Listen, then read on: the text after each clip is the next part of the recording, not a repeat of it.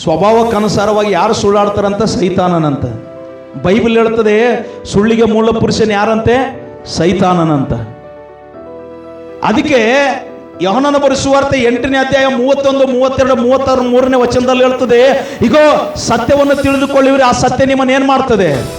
ಬಿಡುಗಡೆ ಮಾಡ್ತದೆ. If you know the truth, truth will set you free. ನಾನು ಹೇಳ್ತೀನಿ ರೀ, ಸುಳ್ಳು ಬಂದ್ ಮಾಡ್ರಿ, ಸತ್ಯ ಆಡ್ರಿ, ಸತ್ಯನೇ ನಿಮಗೆ ಬಿಡುಗಡೆ ಮಾಡ್ತದೆ.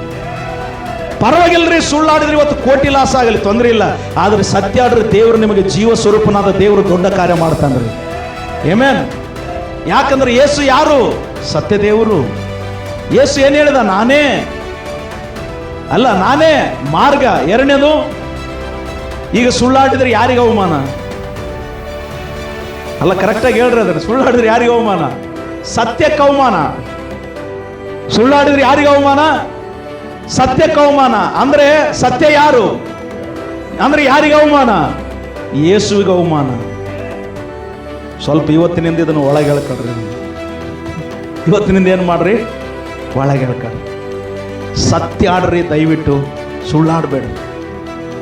ಸುಳ್ಳಾಡಿ ಯಾರಾದರೂ ಒಂದು ದೊಡ್ಡದಾದಂಥ ಪದವಿ ಸ್ಥಾನದಲ್ಲಿ ಇದ್ದೀನಿ ಅಂತಂದ್ರೆ ಬೈಬಲ್ ಒಪ್ಪೋದಿಲ್ಲ. ಅದನ್ನು ಒಪ್ತದ್ರಿ?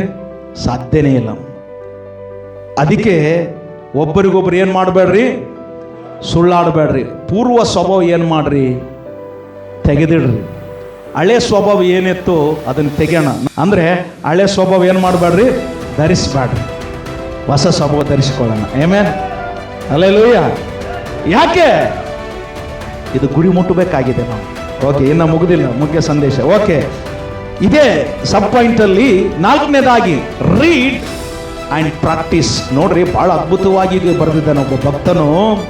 ಇದು read and meditate, read and apply, read and practice. ಒಂದು ಓದು, ಧ್ಯಾನ ಮಾಡು, ಮತ್ತೆ ಓದು, ಅಳವಡಿಸಿಕೋ. ಓದು, ಪ್ರಾಕ್ಟೀಸ್, ಅಭ್ಯಾಸ ಮಾಡಬೇಕು. ಏನು ಅಭ್ಯಾಸ? ದೇವ್ರು ಹೇಳಿದಾನೆ, ನಾ ಸುಳ್ಳಾಡಬಾರ್ದು, ಸತ್ಯನ ಆಡೋಣ. ಆಮೇಲೆ ಪ್ರಾಕ್ಟೀಸ್. Let us practice.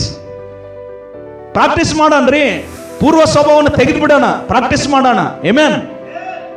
ಯಾಕೆ? ಗುರಿ ಮುಟ್ಟಬೇಕಲ್ಲ.